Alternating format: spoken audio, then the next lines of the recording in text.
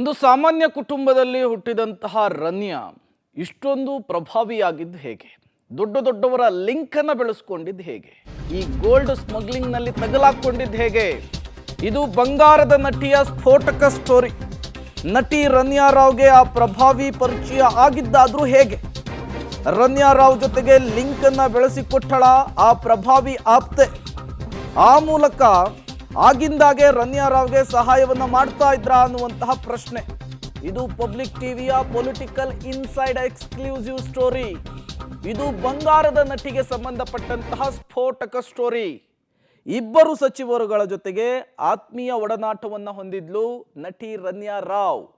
ಈ ನಟಿ ರನ್ಯಾ ರಾವ್ಗೆ ಆ ಇಬ್ಬರು ಪ್ರಭಾವಿ ಸಚಿವರುಗಳ ಲಿಂಕ್ ಬೆಳೆದಿದ್ದು ಹೇಗೆ ಅನ್ನೋದಕ್ಕೆ ಈಕೆಯ ಸ್ನೇಹಿತೆಯೊಬ್ಬಳು ಅವರಿಬ್ಬರೂ ಸಚಿವರನ್ನು ಕೂಡ ಈ ರನ್ಯಾಗೆ ಪರಿಚಯ ಮಾಡಿಸ್ಕೊಟ್ಟಿದ್ರು ಅನ್ನುವಂತಹ ವಿಚಾರ ಗೊತ್ತಾಗ್ತಾ ಇದೆ. ಅದಾದ ಮೇಲೆ ಅತ್ಯಂತ ಆತ್ಮೀಯ ಒಡನಾಟ ಇಬ್ಬರ ನಡುವೆ ಬೆಳೆದಿತ್ತಂತೆ.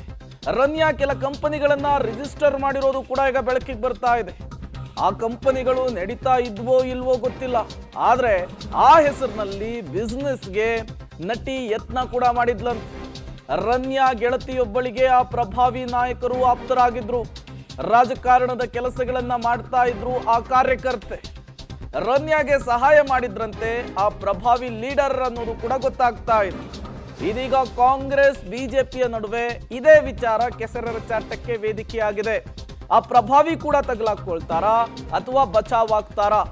ರನ್ಯಾ ಕೈಯಲ್ಲಿದೆಯಾ ಆ ನಾಯಕನ ಭವಿಷ್ಯ ಅನ್ನುವಂತಹ ಪ್ರಶ್ನೆ. ಈಗ ತನಿಖೆಗೆ ಆದೇಶ ಆಗಿದೆ. CBIನವರು ತನಿಖೆ ಮಾಡ್ತಿದ್ದಾರೆ. ಅದರಲ್ಲಿ ಯಾರ್ದು ಬಂದಿದೆ, ಏನು ಬಂದಿದೆ, ಅವ್ರಿಗೆ ಇನ್ವಾಲ್ವ್ಮೆಂಟ್ ಏನಿದೆ ಅದೆಲ್ಲ ತನಿಖೆನಲ್ಲಿ ಬರೋ ತನಕ ಏನು ಹೇಳೋಕ್ಕಾಗಲ್ಲ. ನಮಗೂ ಏನು ಫೀಡ್ಬ್ಯಾಕ್ ಇಲ್ಲ. ನಮಗೆ ಪೊಲೀಸ್ಗೆ ಅಥವಾ ಸರ್ಕಾರಕ್ಕೆ ಯಾವುದೇ ರೀತಿಯ ಫೀಡ್ಬ್ಯಾಕ್ ಇಲ್ಲ. ಅವರು ತನಿಖೆ ಮಾಡಿದ ಮೇಲೆ ಅದೇ ಏನು ಬರುತ್ತೆ ತನಿಖೆಯಲ್ಲಿ ಅದಕ್ಕೆ ಆಯ್ತು ನೋಡೋಣ. ಸಚಿವರು ಅಂತ ನೇರವಾಗಿ ಹೇಳ್ತಾರೆ. ಅವರು ಹೇಳಿ, ಅವರು ಇದ್ದರೆ ಬರಲೇಬೇಕಲ್ಲ, ತನಿಖೆಯಲ್ಲಿ ಬರಲೇಬೇಕು. ಈಗಾಗಲೇ CBIದವರು ಆ ಪ್ರಕರಣವನ್ನು ಎನ್ಕ್ವೈರಿಗೆ ತೆಗೆದುಕೊಂಡಿದ್ದಾರೆ. ಏನು ತನಿಖೆ ನಡೀತದೆ, ಯಾರು ತಪ್ಪಿತಸ್ಥರದಾರ ತಪ್ಪಿತಸ್ಥರ ಮೇಲೆ ಕ್ರಮ ಆಗ್ತದೆ.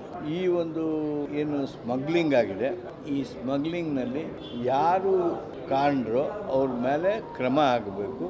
ಕಾನೂನಾತ್ಮಕವಾಗಿ ತನಿಖೆ ನಂತರ ಕ್ರಮ ಮಾಡೋದಕ್ಕೆ ಸರ್ಕಾರ ಮುಂದಾಗ್ತದೆ. ಫಿಲಮ್ ಆ್ಯಕ್ಟ್ರು ಆ ಗೋಲ್ಡ್ ಇದ್ರ ಬಗ್ಗೆ ಏನು ಹೇಳ್ತಾ ಇದ್ದಾರೆ ಅದನ್ನು ಯಾರಾದ್ರು ಹೆಸರು ಹೇಳಿ, ಸುಮ್ಮನೆ ಯಾರೋ ಇದ್ದಾರೆ ಅಂತ ಹೇಳಿದ್ರೆ ನಾವು ನಂಬಲಿಕ್ಕಾಗತ್ತಾ? ಆಮೇಲೆ CBIನವರು ಈಗ ತಗೋತೀವಿ ಅಂತ ಹೇಳಿದರೆ CBI ತನಿಖೆ ಮಾಡಲಿ. ಅದು ಯಾಕೆ ಇಂಟರ್ನ್ಯಾಷನಲ್ ಮಾರ್ಕೆಟಿಂದ ಬಂದಿರೋದ್ರಿಂದ CBI ತನಿಖೆ ಮಾಡೋದ್ರಿಂದ ಮಾಡಲಿ. ಆ ಥರ ಇದ್ದರೆ ಗೊತ್ತಾಗುತ್ತಲ್ಲ. ಅವ್ರು ಇರೋದಕ್ಕೋಸ್ಕರನೇ ಅವ್ರು ಇನ್ನೊಬ್ಬರ ಮೇಲೆ ಹೇಳಿದ್ರೆ ಡೈವರ್ಟ್ ಆಗುತ್ತೆ ಅಂತ ಮಾಡ್ತಾರೆ. ಬಟ್ CBI ತನಿಖೆ ಮಾಡಲಿ, ಯಾರ್ದಾರ ಹೆಸರಿದ್ದರೆ ಅದನ್ನು ಎಕ್ಸ್ಪೋಸ್ ಮಾಡಲಿ. ನಾವೇನು ಅದನ್ನು ಬೇಡ ಅಂತ ಹೇಳಲ್ಲ. ಎನಿ ಮಿನಿಸ್ಟರ್ಸ್ ಇನ್ವಾಲ್ವ್ಮೆಂಟ್ ಇದ್ದರೆ, BJPಯವ್ರದ್ದು ಇನ್ವಾಲ್ವ್ಮೆಂಟ್ ಇದ್ದರೆ ಅಥವಾ ಜನತಾದಳದವ್ರ ಇನ್ವಾಲ್ವ್ಮೆಂಟ್ ಇದ್ದರೆ ಅದನ್ನು ಎಕ್ಸ್ಪೋಸ್ ಮಾಡಲಿ.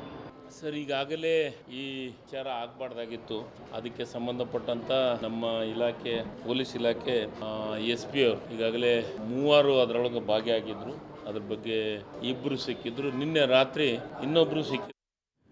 ಈ ಹಿಂದೆ ಬಿಟ್ಕಾಯಿನ್ ಹಗರಣದಲ್ಲಿ ಶ್ರೀಕಿ ಅಲಿಯಾಸ್ ಶ್ರೀಕೃಷ್ಣ ತಗಲಾಕೊಂಡಾಗಲೂ ಕೂಡ ಆ ಪ್ರಕರಣದ ಗಂಭೀರತೆ ಅಲ್ಲಿಗೆ ನಿಲ್ಲುತ್ತೆ ಅನ್ನುವಂತಹ ವಿಚಾರ ಇತ್ತು. ಬಟ್ ಅದಾದ ಮೇಲೆ ಅದು ಯಾರ್ಯಾರ ಬುಡಕ್ಕೆ ಸುರುಳ್ಕೊಳ್ತು, ಏನೇನೆಲ್ಲ ಬೆಳವಣಿಗೆಗಳಾಯಿತು ಅನ್ನೋದನ್ನು ನೋಡಿದ್ವಿ. ನೋಡೋಣ ಈ ಪ್ರಕರಣನೂ ಹಾಗೆ ಆಗುತ್ತಾ, ಏನೆಲ್ಲ ಬೆಳವಣಿಗೆಗಳಾಗುತ್ತೆ ಅಂಥೇಳಿ.